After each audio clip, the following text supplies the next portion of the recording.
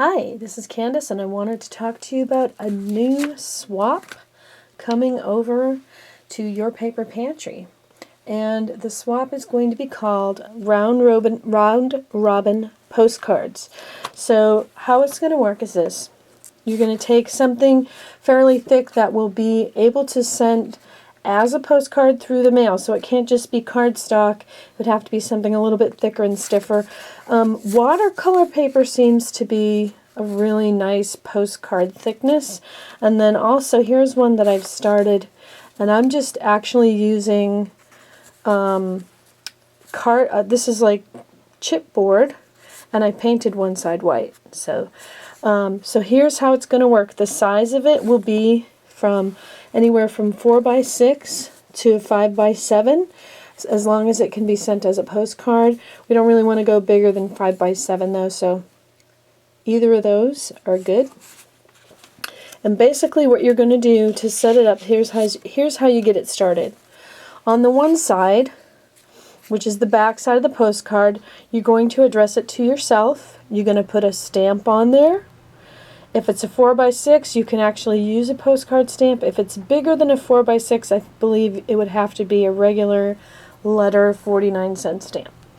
You're going to split this side, the left side of it, where normally a person would write a greeting, into 4 sections and number them 1, 2, 3, and 4. And then the other side of the postcard, you're going to do the same thing. You're going to split it into 4 sections and number them 1, 2, 3, and 4. So then let me show you some examples of the ways that you can split them. You can do them this way. You can split them this way. You can use wavy lines if you want. I did one like this recently where I split it into sort of different size sections. Here's one. I actually received one that was split like this. So any way that you want to split it into 4 sections and number them 1 through 4. So basically I'm going to show you some examples. This is one that I started, and basically I put, oops, you can see my address there on that side. Here's one that I received. So this gal, in the first section, she painted her own. You put your decoration, you start in the first section, and you go ahead and put your art there. And then in the first section on the back, you write something about your art. So she says she's got this favorite character, and she wanted us to put favorite character. So my favorite character is Woodstock. I put Woodstock in the second section. This one only has 3, but for ours we're going to use 4. Okay, here's another one.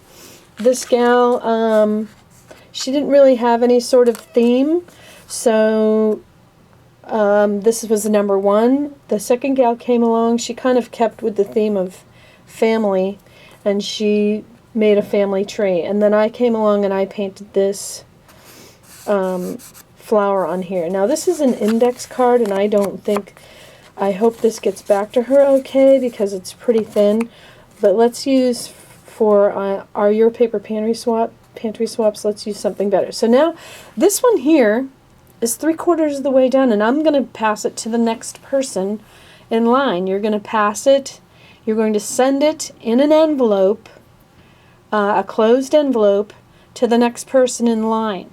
But when it gets to this point, if I was the last person to receive it and I filled it up and there was no more decorating to do, I'm going to stick it in the mail, and they're going to get it as a naked postcard, just like that. They're going to get their postcard back. So the idea is for you to start it and then get your postcard back at the end with other people's art on that.